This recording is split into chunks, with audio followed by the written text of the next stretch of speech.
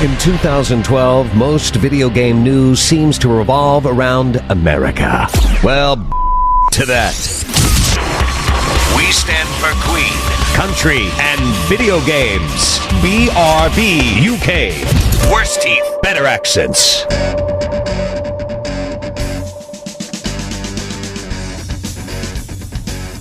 Hello, hello, and indeed ahoy hoy, and welcome to episode 4 of BRB UK.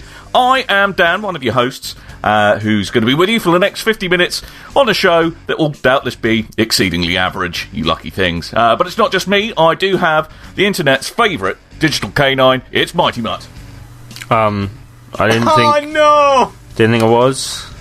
You were doing quite well on the intro until you messed up my name. Ah, you're Tim. There we go. This whole move, I still haven't got everything sorted with this move, and generally it's you doing that in these shows, and I'm very upset Yeah, I with know, myself. I was all ready to throw you a curveball, and you threw you on to yourself. That was good. Prophylactic curveball. It's all good. That's what would... No, I'm not going to go into that. No. I was thinking more of a boomerang curveball, perhaps, but... What, a boomerang is not a ball, and it always goes in a curvilinear fashion, you idiot. Otherwise it's just a stick, isn't it? I swear, you just make up words. I don't. Taking two Look long it up. words and just sticking them No, together. seriously, Yoshifat, if you're listening to this, dude, please verify for John that curvilinear is indeed a word. Like, or maybe you just like act, or you'd be like, oh, this is a prophylactic action video game or something. It's like, oh, I just stuck prophylactic and action together. It's a whole new genre. It's not the sticking together of words or the way you use it. It's just that he's posh, John. But See, that's what it is. Anyway, talking of failed prophylactics, here's John. How does that make any sense? I'll give you a clue. How old are you? Doesn't matter to you. You're 21. Doesn't matter to you. So when do you think the prophylactic failed? John, you there? Please don't say you've just topped yourself. I'm sorry, but Game doesn't have me in stock this week, so I'm afraid that I can't be on the podcast. That doesn't make any sense. Why would Game A have you in stock in the first place? Because they have nothing in stock, But why would they, if they have nothing in stock, why would they have you in stock? Because I'm usually in stock. It'd be with a little sticker saying John Brady is still property of the internet. John Brady faced the internet. So once you've bought me again, then get to buy. How much would you cost if you were available in the high street, John?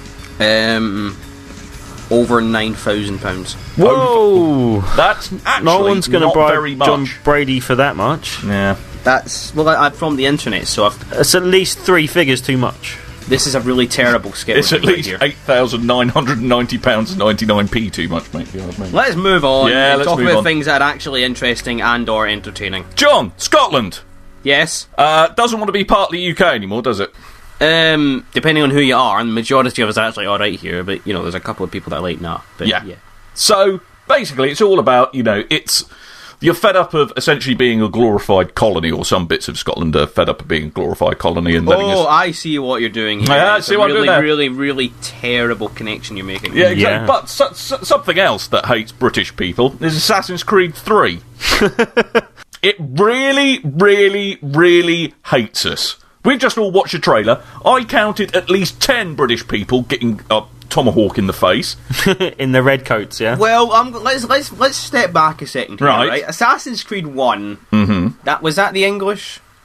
No, it's just Templars, generally, it's French people. Yeah. Was Assassin's Creed 2? Who generally went, surrender! English? There was some English in Assassin's Creed 1. There was, kind of. Well, Was Assassin's Creed 2? Oh wait, no, that was Italians killing each other. Same goes for the one after. And the one after that. And the one after that. Well, that was and some there was people in Turkish people killing each other in that as well. Yeah, right? And, it's somewhat, fairly history accurate. And then this one with the American Revolution seems quite history accurate as well. I think just because it's English people and you're English, you're going, all these English people dying, it's a hate crime. Well, it basically, first of all, dear American listeners, I'm terribly sorry for all that nonsense back in the late 1700s. It was a bit of an embarrassing time. It's a bit late to apologise now. Admittedly, I wasn't born, nor was Tim, nor was Not John. really involved. I know you're old, but... Yeah, I know. But anyway, I'm deeply sorry about it. But it kind of makes me think, how on earth are they going to advertise this in the UK, where you know, I almost expected kind of the Team America theme song to kick off in the background when I was watching the Assassin's Creed 3 trailer. Seriously, put it on while you watch the Assassin's Creed 3 trailer. It's not that bad, man. Yeah, he's killing British dudes, but, you know... But no, the line from George Washington is, you know, we've got to do something about our vile oppressors, and those oppressors, ladies and gentlemen, are us Brits. Now, I'm not saying we were entirely in the right. In fact, we definitely weren't in the right. But even so, I mean, it's kind of... I just think back to Black Ops, where it's like, no, don't shoot the Americans. Oh, but those English dudes, yeah, that's fine. Go crazy, shoot them in the face. Doesn't matter. Catch them while they're eating a Cornish pasty or having fish and chips or something like that. But surely we should be used to being the bad guys in video games by now. Well, I'm going to remind you of one thing. Remember, there was a really big deal made over the fact that when you started up the first Assassin's Creed, it said on the kind of opening loading screen, it's like, this game was developed by a multicultural team of various religious faiths and beliefs. Whereas this one's going to be, we asked a British dude about this. He didn't give a that's basically what it's going to say. I think you're just being really dramatic and trying to skip around the fact that this game actually looks really, really good. Well, in all seriousness, it does look brilliant, and it's a bit like what I'm really interested in is how they kind of move from the largely city-based kind of parkour and kind of free-running stuff like that to, like, in essentially a big forest. There are trees and wolves, that's all you need. And the wolves, guess what they eat? English people. I'm not amused. I think they'd eat any people if they were lying around and happened to be dead. Yeah, this is probably true. But there is something that is quite potentially interesting, because the protagonist, who's apparently called Connor, but whose Indian name is... Tim, I want you to try and pronounce this. Let's go with... Rato Hanahanaka Konton. Shalom, yes, indeed. Oy vey. I don't know. Yeah. That's a cross-culture there. Stupid word. Yeah. It's got punctuation in the middle of it. But what's quite interesting is that the kind of protagonist, Connor, is apparently half American Indian. So, could he be a bit of a double agent? Does that mean he's kind of like 2/3 American and 1/3 Indian? Is that how it works? He's American Indian. American Indian. Yeah. Yeah. Something like that. I don't entirely understand. You're ruining this game one sentence at a time. I am, because it kills English people. But that could be an interesting thing, and I always wondered, could the way they spin it, that the revolution was actually all a master plan and totally designed by the Templars to kind of cause, you know, instability in the country, so they could kind of capitulate. That could be an interesting angle they could take. Yeah, the story in Assassin's Creed is always interesting because they take some kind of historical centre point and then throw in a bunch of made up shit around it, and it's always good seeing what they do. I'm sure, yeah, as you say, they'll be it's kind of weaving the threads from the previous stories into this one as well. I'm sure there'll be a hangover in, as you say, in the Templars and exactly what's going on there. We'll see. A hangover. A hangover, yes. So they're going to be like, oh god, too much mead last night. Then he gets stabbed in the face. Yeah, that's exactly what's happened. Good. Okay. Marvellous. That's cleared things up. That gameplay mechanic up. Let's move on with the rest of the show. So, I'm going to be burbling about my top picks for the Vita, now that it's been out and I've had a proper chance to play around with it. And Tim is going to be rambling on about SSX, I'm Alive, and Binary Domain. Except for John's talking about SSX. But, you know, yeah, that's the game that I played this week on an Xbox. Well, yeah, except that you had to borrow someone's console to do it, didn't you? Look, I had to do it because I don't have an Xbox, yeah. But if you wanted to buy me one, like I said, then you can. I bought you a train.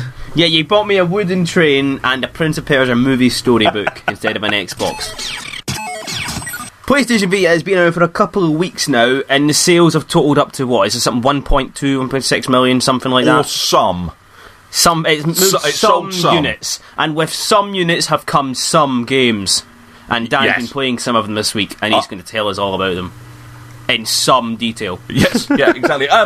There's quite a lot of reviews of the various Vita games up on BRB, so do go and have a look at that. But there's a couple I just want to highlight. Two, because I think they're really awesome, and one, because... It's not as awesome as you hoped. Well, it just shows how potentially lazy game developers may be becoming. perhaps, when they're porting titles across. But we'll get to that in a minute. Couldn't even be bothered to update the year. Yeah, exactly. So first off is the decidedly wonderful Motorstorm RC. I haven't written the review for this yet, but hopefully it'll be going live on the site fairly soon. But I genuinely, hands down, think Motorstorm RC represents the best value for money of a game on the Vita and the PS3 so far. So Motorstorm RC is basically, the way it's meant to be set up is that it's apparently, when they're a bit bored of blowing stuff up and driving around at breakneck speeds, the Motorstormers, because I do believe that is their the collective noun thing, they like to race remote control cars. So this is you racing remote control cars. Now, it's very different to a normal Motorstorm game. It's kind of like an overhead or three-quarter perspective, and there's none of the big explosions or the stunts or anything like that you get in Motorstorm. But essentially what it is, it almost reminds me of Micro Machines in some ways. Do you remember that back in the day? Where it's just a very pared-down remote control car racer. But the handling of all the cars is brilliant. I mean, much like the big Motorstorm games, there's various types. There's like the buggy, the sports car, the big rig, the racing truck. There's no quad and there's no motorbike, thank God, because I always thought they were rubbish. And the PS3. There's kind of there's I think about 16 tracks or so in the game. See, I had a little go on this at that demo event thing that I went to when I was ignoring Goldie or something. It seemed fun. It reminded me of what's the game I'm thinking of from years ago? Like someone's super off-road game. I can't remember the name of the guy that it was branded after. Bob, for the sake of argument. Bob Super Off-Road. Bob Super Off-Road. Maybe someone can tell us on the forums. Something Iron Man Super Off-Road or something like that. But anyway, it was just a very similar game in terms of the way it controls and the way you kind of, it's got a stationary track and you move around it kind of thing. Whatever that game may be. But I mean, what's really interesting is that there's 4 sets of tracks and each of them are from like starred after the Motorstorm game. So you've got Motorstorm, then you've got Pacific Rift, then Arctic, whatever it was, Edge, I think, and then you've got the tracks from Apocalypse. And they're really varied tracks. They vary from kind of like speed ovals to quite intricate courses with tight turns. And, you know, the tracks set from Arctic Edge have got ice everywhere where the cars handled differently. And the controls are really tight. On the Vita, the left stick controls your direction and the right stick up makes you accelerate, down makes you brake or go in reverse. Whereas on the PS3, which is arguably the slightly better way to control it, the throttle and brake are mapped onto the triggers. It's a very simple game, but it's very, very addictive. It's perfect. Where the hell is this going? You can do a race in 5 minutes, then put it down. It's got excellent leaderboards where it kind of not only pulls all the times of the people on your friends list, but also kind of from the world rankings. It lets you know where you fit in. You get alerts if someone posts a time and they say so-and-so just beat you in this, and then you can just click on, or you could just select that notification and it'll take you straight to the track, load up their Ghost, and you can try and beat it. So, but yeah, it was good. It's a good game, and only about £5. Cross-play with Vita and PS3, all your saves sync, all your that's one of the really good things about it, I think, the fact that you get the PS3 version as well. And it's British as well. And just so people don't think I'm mad, I had a quick look, and Ivan Iron Man Stewart Super Off-Road was the game I'm talking about. Who the hell is Ivan Iron Man? Old school, I don't even know who the hell he was, that's why I couldn't remember his name, but it's like arcade and NES and Amiga, so it's going back a few years. Yeah. But, you know, I think it's nice to see that a simple game can be an excellent game, and it looks great on both the Vita and PS3. Only a £5. Seriously, pick this up, you won't regret it. Good game. But yes, the other game I've been looking at, which is racing, and that I'm very disappointed with, is You sound really cross. Yeah, I'm very disappointed with you. I am very. I do have the look of a disapproving father. It's F1 2011 on the Vita. Now, F1 2011 for the consoles and PC was an awesome game. Me and John played quite a bit of it, and John, I'm sure you'll agree that it was an excellent game. It was an excellent game, in which I was better. Yes, you were slightly better. Yes, perhaps. But yes, so I was expecting good things from the Vita version, but I'm very disappointed with it. I mean, it's not done by Codemasters, first of all. It's done by Sumo Digital, who are responsible for the 3DS version of F1 2011, which was wildly decried as not quite as good.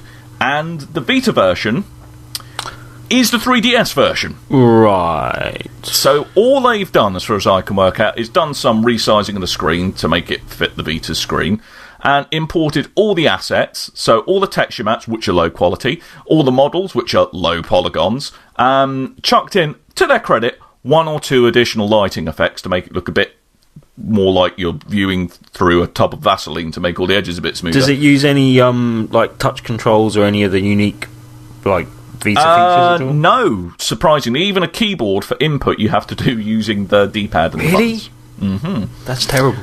I know.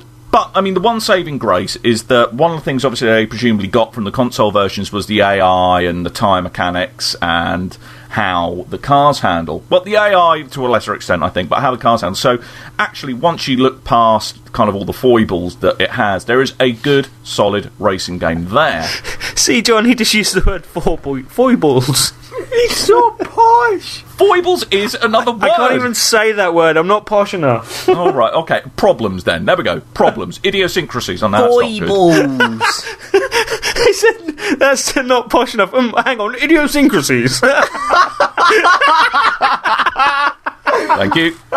Thank you. Well, one of the three out of us has to have a bloody education. Well, actually, no, I think I've just collected the degrees for the team, haven't I? So I've got one. We sent you ahead. Yeah, exactly. You go and get educated, Dan. The rest of us are going to sit here and play games. Play some games. Yeah, so there we go. But, I mean, it's a huge disappointment. And problem is, it's a lazy port. It's a lazy port. It doesn't even run at the Vita's native resolution, which is amazing. And, fair enough, Uncharted did that, but there was an absolute crap load of graphic effects going on there. The multiplayer, there is multiplayer, but it's only 4 players. There's no leaderboards at all for your lap times. Huh? The AI is dumb. All it goes is, racing line, I want to be on the racing line. Doesn't care if another car's in the bloody way. But, it's such a shame because there's glimmers of what could have been a great game here. It had potential to be good, basically. Yeah. But they've stripped out so much of what made F1 great. It certainly isn't visually stunning. There's none of that competing against your teammates stuff or living the life notion, which I thought was a little bit corny in the console versions. But all of that is gone, and you're left with a game that was so nearly good. Such a shame. It's something that you could have really liked, and they didn't make it good enough for you to like. I think that's the problem. I went in with high expectations, and frankly, the game, like I said, the cars handle well, and that is a saving grace. But honestly, with the amount of graphical detail they've got in this, it could have been running on a PSP. Yeah. But I hear there's one game that I see from your review that you did really like on the PS Vita, though, no? I love Lumines, or however you pronounce it. I don't really care. Lumines? Lumines. There's at least 3 ways of pronouncing this. Lumines. Lumines is my preferred pronunciation of that game. So Lumines, Electronic Symphony. No, Lumines. Lumines. Anyway, so Lumines is kind of a refresh of the 2004 PSP launch title, also called Lumines, and it's a very simple puzzler. Essentially, a number of two-tone blocks drop down from the top of the screen, and you've got to arrange them so that you form at least 4x4 squares, and then they clear when they're passed by the timeline.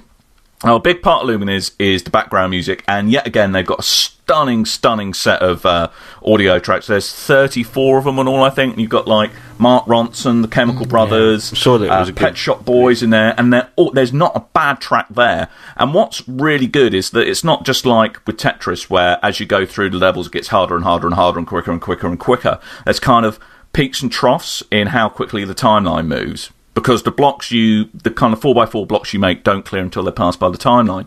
So it always kind of keeps you a little bit on edge, and it's a very engrossing game. Certainly kind of the background music builds up with slightly different mixes depending on what's going on screen, and genuinely is a properly engrossing game. And I assume all those tunes work very well with the kind of the way the game works and the mechanics of the timeline as well, basically. Yeah? Oh, absolutely. And, it is a deceptively simple game. In fact, the only negative thing I could say is there's no multiplayer over PSN, it's only ad hoc. But there's, 42 avatars to unlock, each of whom have a power. There's like 40 odd skins, and basically a skin is like a music track with a custom background. And there's so much stuff to unlock. There's a leveling and XP system there. Every day there's this thing called a world block, which is made up of 2 million blocks, and all the Lumines players have to work together to clear it, even though it's a bit of a testament to how popular the game is, but it refreshes at midnight, and generally I'm asleep then, and it's usually done by 5:30 in the morning when I'm still asleep, which is a bit of a shame, because I feel like I'm letting the side down. Yeah. But it genuinely is a fantastic game. It's perfect for a handheld. Have you used any of the touchscreen stuff? I've tried them out for the sake of saying I've tried them out. I mean, the most basic form of touch that I use is to activate your avatar's power. You kind of press on it on the front screen. That can be like put a shuffle block in, or stop the timeline, or slow the rate the blocks drop, or something like that. And then it takes a certain amount of time to recharge, but you can speed that up by tapping on the back panel, which is fairly unobtrusive. But if you're a total masochist, you can play the whole game by twiddling around on the touchscreen. And I recommend you don't do that, because you will want to stab yourself in the face. Excellent. Yeah, my most popular question with touchscreen so far: can you turn it off? You don't have to use it. You have to positively elect to use the front touch. The back touch for I was about to say for fingering doesn't sound right. Fingering to excite your avatar. Yes. Let's not go down any further down this conversation. Let's stop right there on the. Let's not go any further down that dark, dank tunnel. Oh, no, you didn't. What? No. What? For some reason here at BRB UK, we let Tim organise such things as allocating review copies to people, and Tim knows such things like what consoles they've got. Tim also has a rudimentary knowledge of how writing works and how his eyes work, yet somehow he manages to send Jon a review copy of SSX for a console he doesn't have. Just like he did with Rage.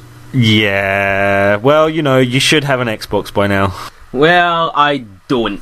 But the point is, I've had to do this a couple of times. I've had to go onto Twitter and things and say, hey, has anybody around here got an Xbox I can borrow for a week? Can I borrow Scotland's Xbox, please? Can I just have it for a week? You won't be able to play any games on it, but it's fine, because I need to review a game. You reduce me to a beggar, and this is where you go, oh, you're Scottish, you beg for everything anyway, and then I punch you in the face. Anyway. So you don't even have to make the jokes anymore, you can just cuss yourself. Anyway, I have been playing SSX this week, which is... Or does that stand for Scotland Sans Xbox? No, it did used to stand for Snowboarding Supercross, when it was, a huge, awesome, very over-the-top kind of snowboarding series on the PS2 and the Xbox.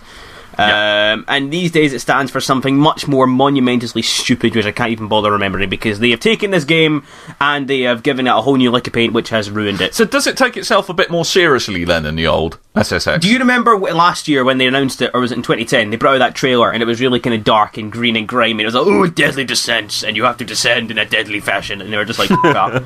You were just like, that. I just wanted to do some snowboard tricks, and when you do get to do this snowboard tricks, when the game is basically being SSX, it is wonderful. When it's trying to shoehorn all this new stuff in it, and going, look at all these new things, love them, you're just like, I don't want to love them, I just want to snowboard. So is it trying to be like Dirt, but on a snowboard then? Well, no, because Dirt was fun. Yeah. Whereas, what SSX is divided into 3 main modes. You've got your World Tour mode, which is your kind of the bad mode. I'll tell you about that in a minute. And then you've got your kind of Explore mode, which is just like a bunch of free runs where you can do races, you can do a bunch of trick events, and then there's the online events, which is the same thing except expanded out the way, and there's a kind of autologgy type thing called RiderNet in there. And whenever you do a challenge, it's like... Are you laughing because I said RiderNet? Did you come across Frools on RiderNet?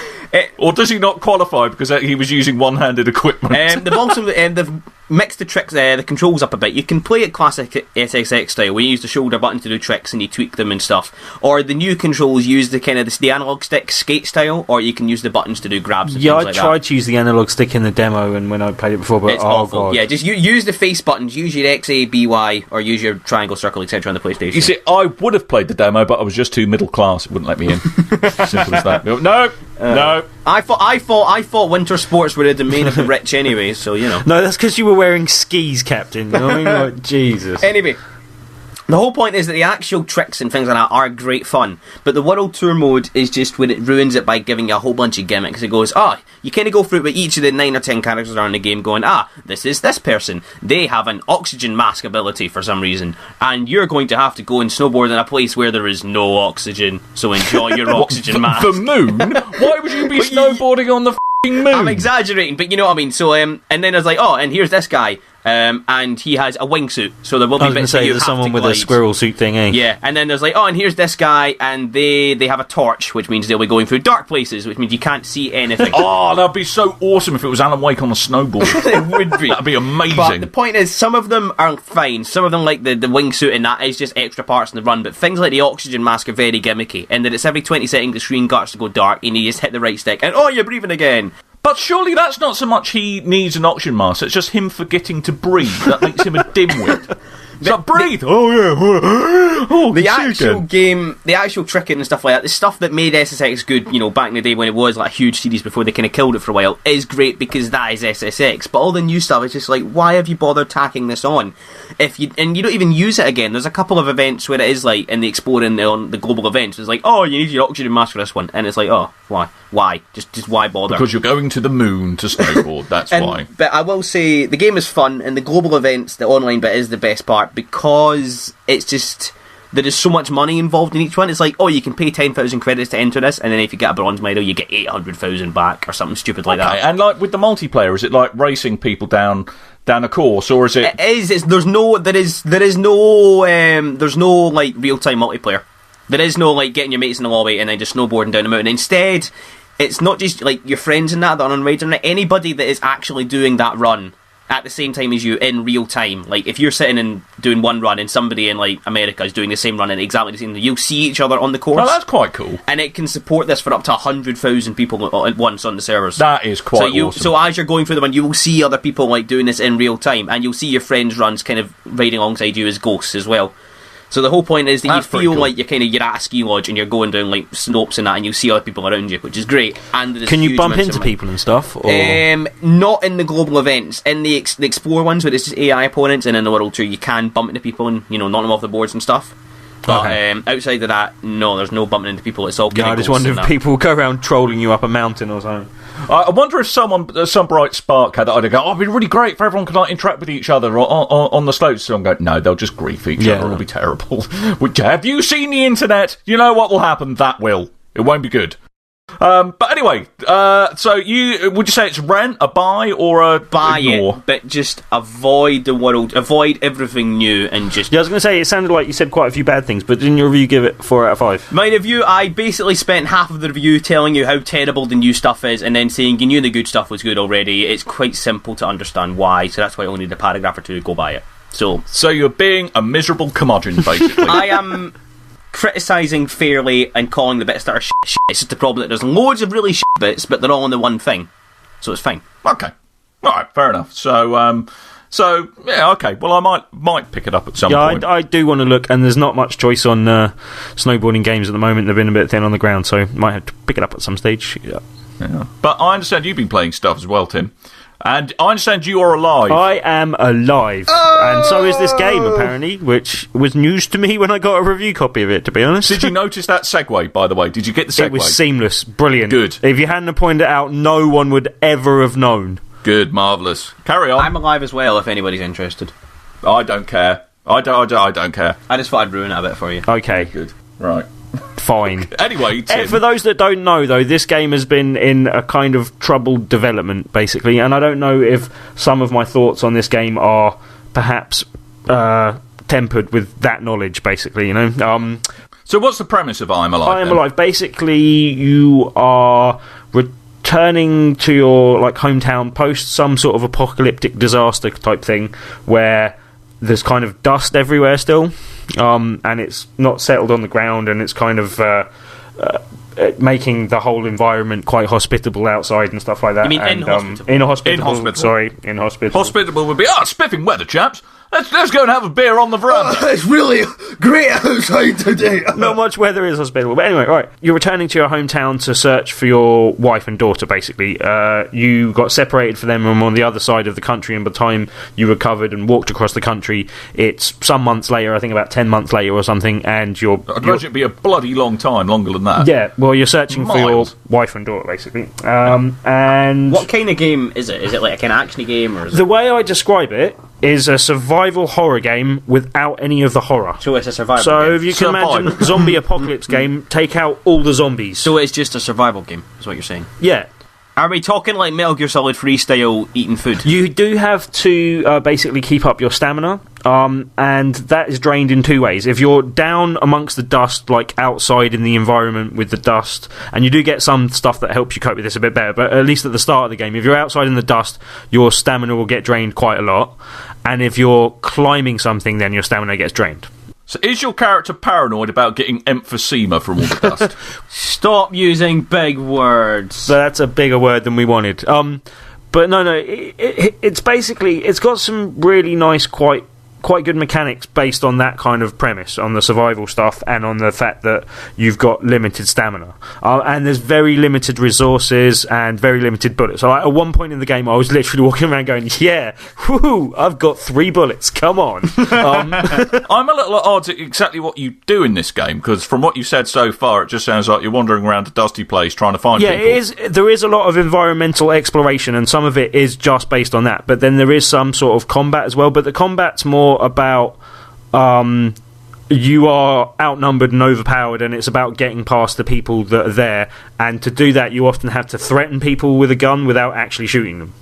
So kind of like there's these people you have to... So there's like grumpy people that you have to navigate around. So nearly everyone in the environment is quite likely to be a threat to you, especially once you've kind of apart from the characters you're kind of interacting with for story and stuff. Like, everyone is probably hostile. Like, if you go near them, they'll threaten you with a gun. Even if they're nice, they'll threaten you with a weapon or a gun until you like back off from them. And you can just choose to out and out kill them and take their stuff.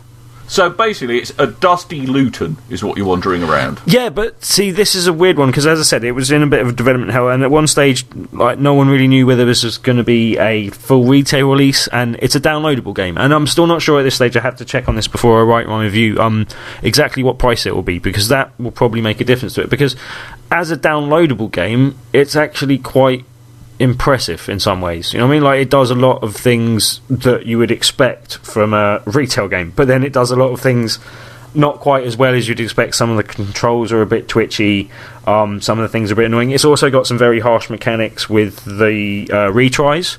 Like, you only get 3 retries per section. Wait, hold on, that means you can die then, yeah? Well, for a game called I Am Alive, I think I've been horribly missold on it.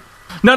Then the game over screen is I'm alive. And it's ... Not anymore. You stupid muppet. That's what you get. But not if you're not very good at the game. And it is tough in places. And I said, if you mess up on like 3 retries and haven't like picked up more retries in that area, then you'll very often have to restart that whole section, which can be quite a long bit of game as well. And at first it was annoying, and in some places it still continues to be annoying, especially if you've kind of trapped yourself into a corner with no bullets or something. But generally it does add quite a lot of more sort of suspense to the game. You know, you're more resistant against getting killed, and considering that can happen quite easily, it does kind of ramp up the tension quite well, and that fits in well with the kind of environmental thing that they're going for. And the fact that the environment's kind of harming you as well. It all feeds into a good sort of atmospheric experience that's let down in places by the controls, and the story's told through like cutscenes that are filmed through a camera, and you can see the camera recording sort of thing. It's all a bit strange, but oh god, it's Blair bloody Witch. Could have been worse. Could have been motion comics.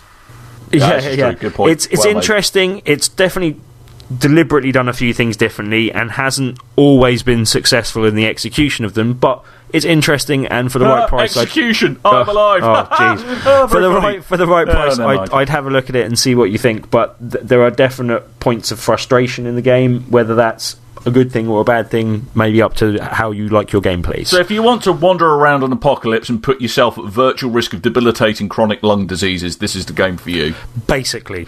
Wicked. That'll have it flying off the bloody shelf, won't it? So, but you've been playing something that's, as well, that's a little bit more tangible in what you meant to do and what it is, and that is the rather wonderful sounding Binary Domain. So what's that about, mate? Yes, and I kind of like the look of this one from a while ago, having played an advanced sort of demo at Eurogamer last year. And yeah, I'm pleased to say it lived up to the kind of the hype that I was expecting from it, sort of thing, and delivered even more. It was a really enjoyable game from what I played. We did a big red ramble on it, and I hadn't played it yet then, and Kev was talking me through it and stuff, and I really didn't like the look of the first part of the game, and having played through it again, I wasn't that keen on it. It starts a bit brotastic, as I said in my review. It's a bit kind of just the kind of script is a bit clunky, and so the quick time events where you're having to slap your squad mates on the arse with a wet towel are just unnecessary. Just unnecessary. Just not needed. No, but there's also and unfortunately I didn't get to try this out in my play because I got a PS3 copy and I don't have a headset for my PS3, but you can use a headset to communicate to your teammates. So basically the game is a squad-based shooter, isn't it? Yeah, it's a sort of third-person action shooter. Are we talking a modern-day SOCOM, basically? No, you don't out-and-out control your teammates, but you can order them about a bit. And kind of go over here, shoot that guy. But the dynamic that it's going with is the fact that you can yell orders to them and like talk to them through your headset, and then you can also there's a whole like sort of trust mechanic. So if you shoot them in the back, then their trust goes down. If you do things well, then their trust goes up.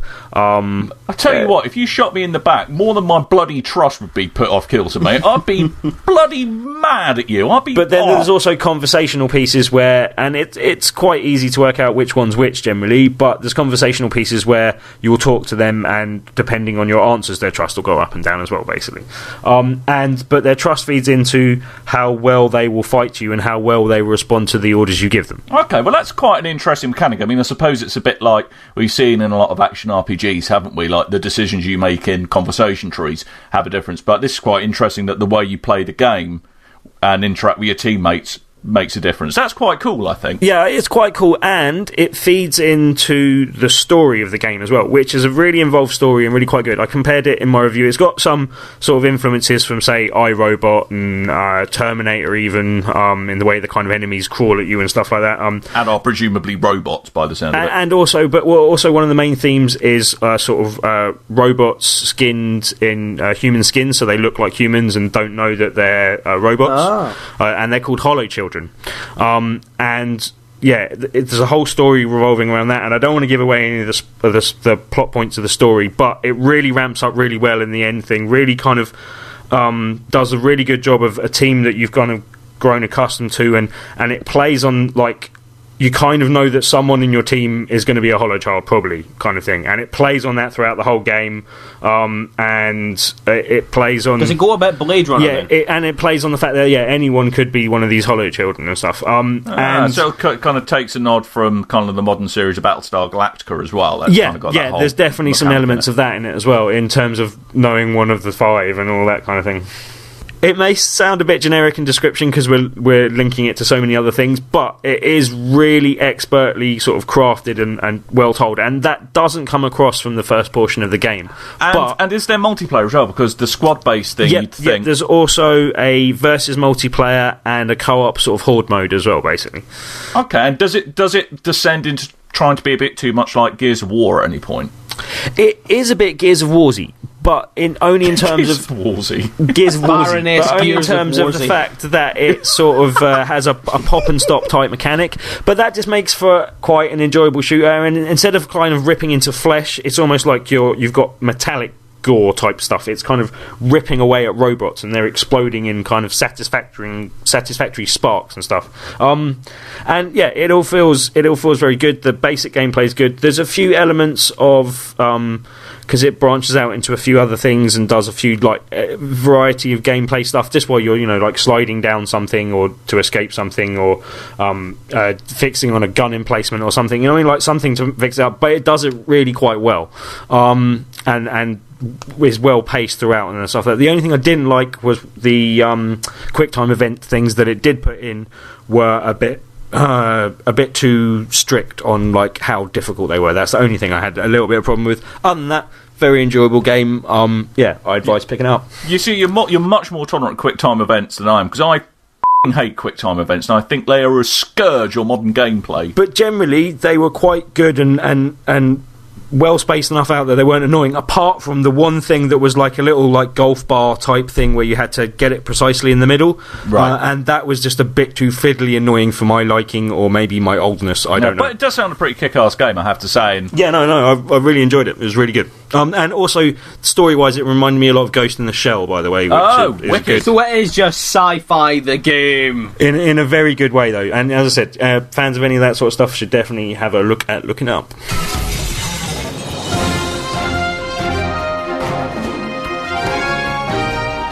Right, ladies and gentlemen, that little bit of music lets you know we are wending our way to the end of the show, and of course that means one thing and one thing only: it's the Great British Debate. Now, you eagle-eared listeners amongst you may have realised that I was a little bit naffed off at English people getting stabbed in the face repeatedly. How many of our listeners have eagle ears? Because it's Assassin's Creed, you see, and the usual turn of phrase is eagle-eyed, but they can't watch it because they're listening to it, so therefore it's eagle-eared, and eagle is a reference to Assassin's Creed. I am a genius. You said it last week as well, though. Podcasting genius. Well, I was just foreshadowing it to make sure that it wasn't unusual. unusual. Knew you'd say that. Even when you said foreshadowing, posh way of saying You're getting. in a really grumpy mood tonight. What's up with you?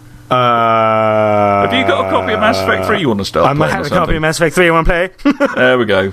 Alright, well, that's making me tempted to take as long as possible over this, but I won't. Use! Assassin's Creed 3 hates English people. That's right, you heard it here first. So, that made me think about something, and you know, I would say there is an over-representation of bad guys who are English.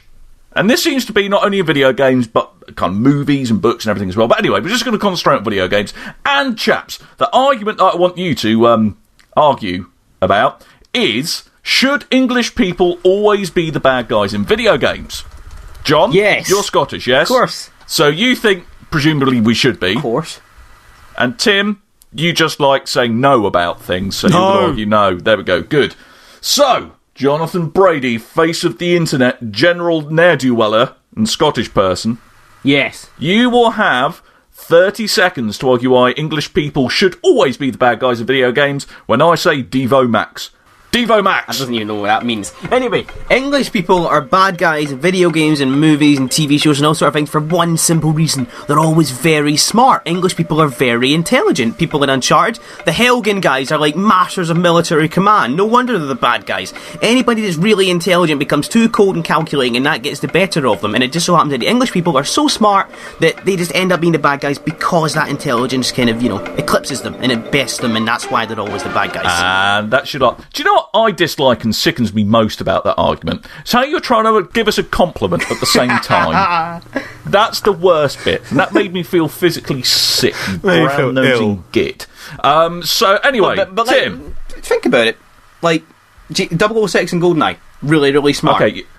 Okay, you're just saying think about it, and then Tim's about to have a go, so seriously. I mean, those two things... Sorry. Yeah, exactly. Yeah. So, Tim, you're going to say some nonsensical words about why English people should not always be the bad guys in video games. So you have 30 seconds, starting now. We shouldn't always be the bad guys in video games because it's too boringly obvious. And for a start, you can't do English accents for some reason. Even when you take English people and get them to do voice acting... I don't know what goes wrong, but for some reason you don't get them to do English or voice accents, and it's really annoying. Yeah, that happened in Binary Domain. It's not good. But generally, yeah, if you just always have the bad guy as the English guy, you always know who the bad guy is because it's the English guy. That's not going to be any fun. There's no twists and turns. And your time's up. That was a particularly... I just credit you with a particular low point in your debating career, Tim. Well done. That didn't really make any point whatsoever. I thought I'd go in with absolutely zero preparation and see if that helped at all. It doesn't. It didn't. But, okay, so here's the problem I have. John made a more eloquent argument that did involve compliments, but they sicken me, okay?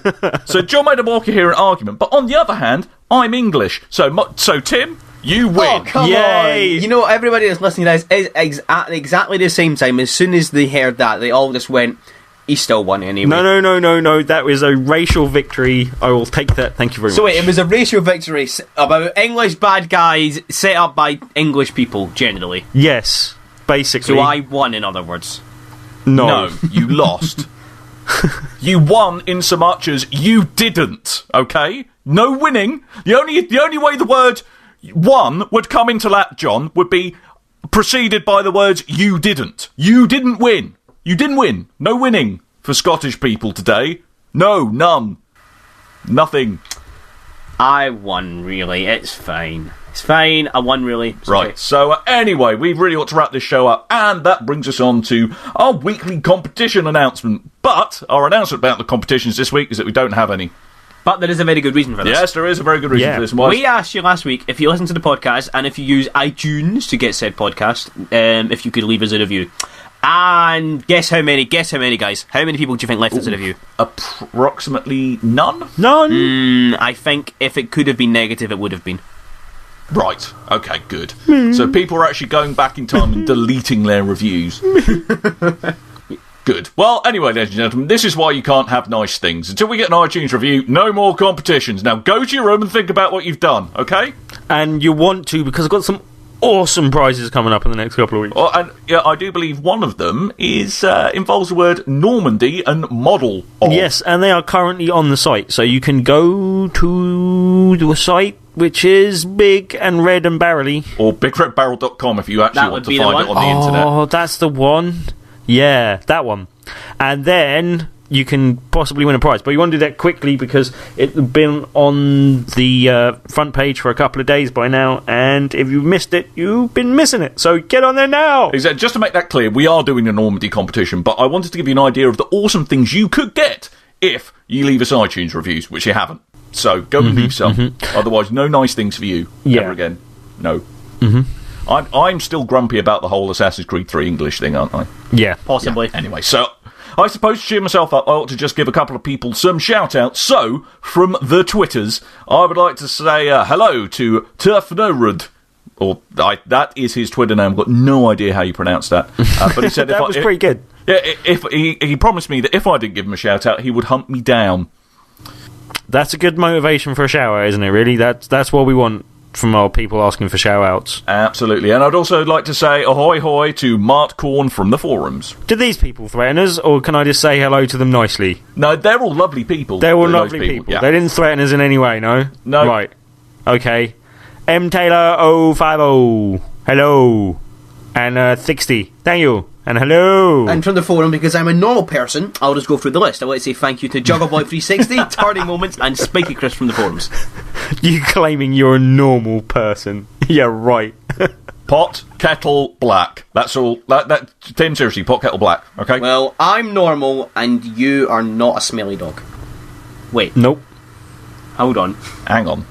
Anyway, just to confuse up who is who, to clear up the confusion of who is who, rather, and I got that sentence confused. My brain hurts.